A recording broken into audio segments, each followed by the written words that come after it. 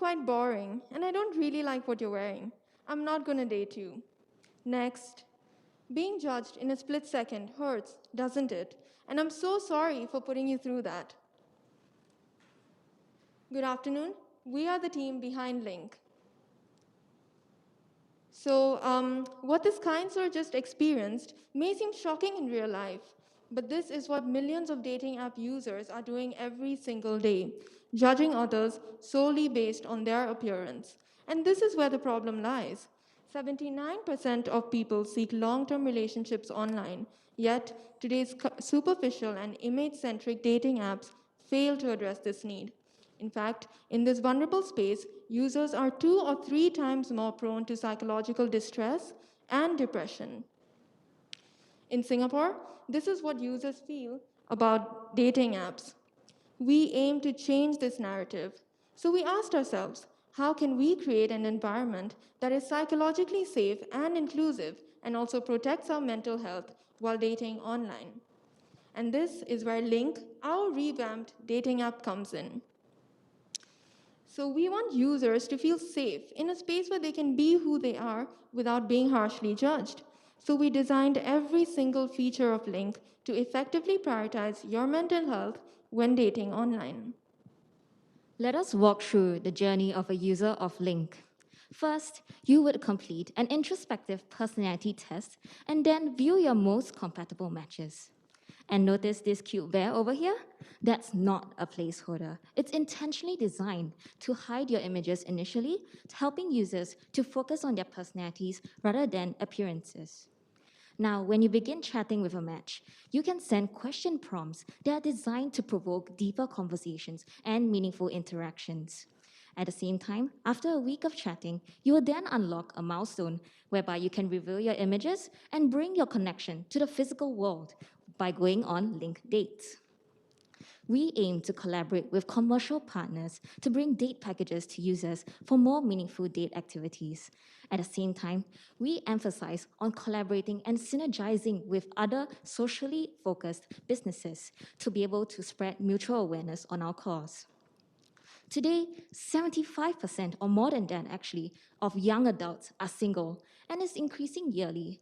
But we actually have 300,000 people in Singapore who are using dating apps. And this indicates that there's actually a need for an app like Lync that can effectively connect singles. So in the next 5 years, we are aiming to capture a modest 50,000 users from this market. So how does Lync stand in the existing competitor space? Our unique mental wellness and compatibility-focused approach places us in the mass serious segment. Comparing with our closest competitors, we are the only dating app that is focused on creating meaningful interactions, not image-centric, and provides unique date experiences. Thus, we believe Lync has a strong competitive advantage through our intentional design for serious and meaningful relationships. Lync's freemium business model encourages users to explore their matches before investing when they are ready to commit. Our collaborations with date providers increases Lync's users' lifetime value, while in returns offering them high chance of return sales. We strategically approach our market via 3 main touchpoints of potential users: uni students, working adults, and cafe frequenters. Started as an idea in 2019, we are ready to launch this year. After our beta test, we perfect our app before the official launch in August and followed by rigorous media exposure and further rounds of fund seeking. So along the way, how do we measure our success? In fact, within just 3 months of launching our Instagram, we reached 7,000 accounts and our followers doubled. This strong traction was successfully converted into a strong high sign-up rates for our first dating experience. And our users loved us. They feel much more secured and they are able to connect more emotionally when going through Lync experience. Therefore, we are confident about a strong traction that makes larger impact on the wider communities of singles in Singapore, not just in terms of user number, but also in key Lync indicators, such as number of relationships formed and number of users feeling valued and secure. Moving on to our financial projections. Unlike our competitors, we profit from forming genuine connections that go on linked dates. By year 3, we expect to break even, capturing just 16% of the accessible market size. To make this social change a reality, we need your help and support. We are asking for $70,000 used primarily for software development and marketing. So, of course, this is our Lync team. With each of us bringing different skills and talents to the table, we are a strong team that can grow this brand locally and globally. Lastly, if you do believe in our mission and wish to help us design the social change, please follow us on Instagram. And thank you so much for listening to our presentation today. All right. Thank you, Lync. On to the judges for the Q&A. A quick one, I think. Who's the guys in the team? Okay, why I ask this is also, I think, because I'm just thinking, like a portion, right, of people who use the apps might be guys as well. So I just wanted to also hear a little bit about the assumptions that you all are having over here, and how has it been validated with the male population? Yeah. Right. So actually, a lot of our mentors, so for example, our UI screens and the design of the app, we went through a lot of reviews with a senior developer from Apple, who is a guy, and also our thematic mentor is also a guy.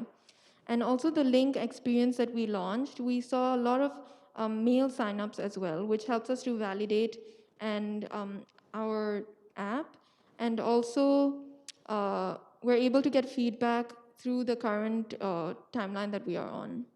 And to further emphasize, we know that maybe as a bunch of women coming out of a dating app, we may have our own prejudices. But because of that, we have done multiple user interviews with both genders, understanding their existing needs in this space. So therefore, we do have insights from males as well. And as Anshika mentioned, we do actually have a large proportion of males who have joined our first experience, and they have also given us similar feedback. That they felt that they were able to connect more with their matches, and therefore it is not only something that women want, but men also. Yeah.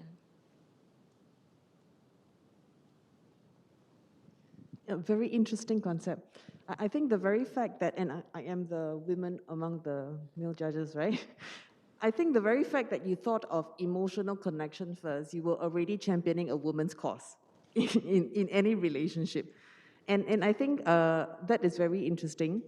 But as I was reading the brief, the thing that came to my mind was, so after a certain milestone, right, I can look at the picture, and what if I don't like what I see? What is the recourse, or how do you manage that feedback from the users? Yeah, we definitely acknowledge that looks are not important, but what we are doing here is that we are putting your inner self first when you're connecting. And of course, after a week, we have actually received feedback that the 1 week period is where trust is built between the users, where they're comfortable enough to reveal their images. And also, just to elaborate a bit, this is a mutual decision between both parties to share their personal information. And of course, there will be instances where people don't like what they see, but what we are trying to encourage is actually more accountability when you're actually managing with your relationships online.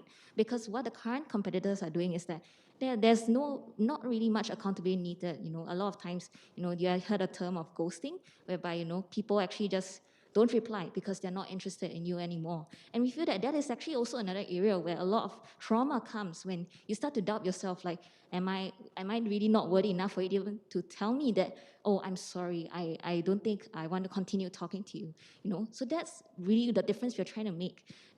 So if that were to happen on our app, the ideal response would be for the user to say, sorry, I'm not interested in continuing the connection further, which is actually what we're also mediating with the 1 week period, whereby they can choose to also close the chat if they are not interested anymore. And of course, to prevent, this kind of situations whereby there's just no communication after you've reviewed your images, we actually also have a very strong support system whereby the users can actually report if they felt that they were not given, the other user was not accountable for like the hurt that has been given onto them. Yeah. Thank you. Thank you.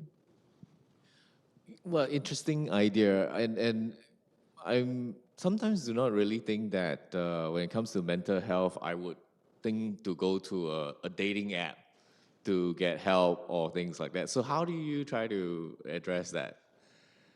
Sorry, to clarify your question, you're meaning like how are we like? Why? Yeah, if I have, if I want to, look into this mental health space, right? Why would I go to a dating app? Because that's not the first place I would look to. I would say that Lync does not aim to solve mental health problems. I mean, like, I think none of us is able to completely solve the problem.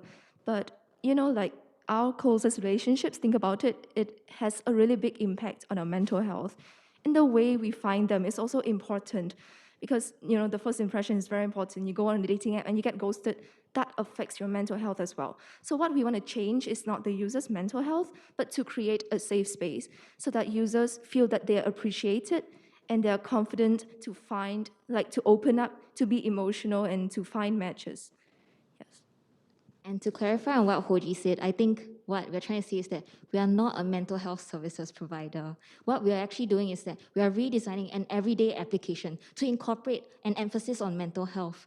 And I believe why we are here today, maybe we are different from a lot of the teams because we are not a mental health initiative. We are not an app that focus entirely on mental health.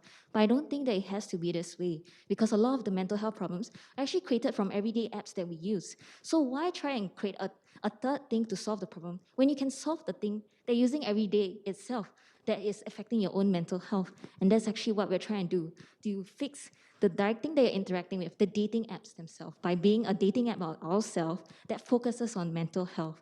And so to answer your question, no, the most ideal case is that users wouldn't even know that they're using an app that is for mental health. It's actually just a dating app that they will use on an everyday basis to find people, and they aren't compromised. Their mental health is not compromised because of how the app has been designed. Sure. Thank you.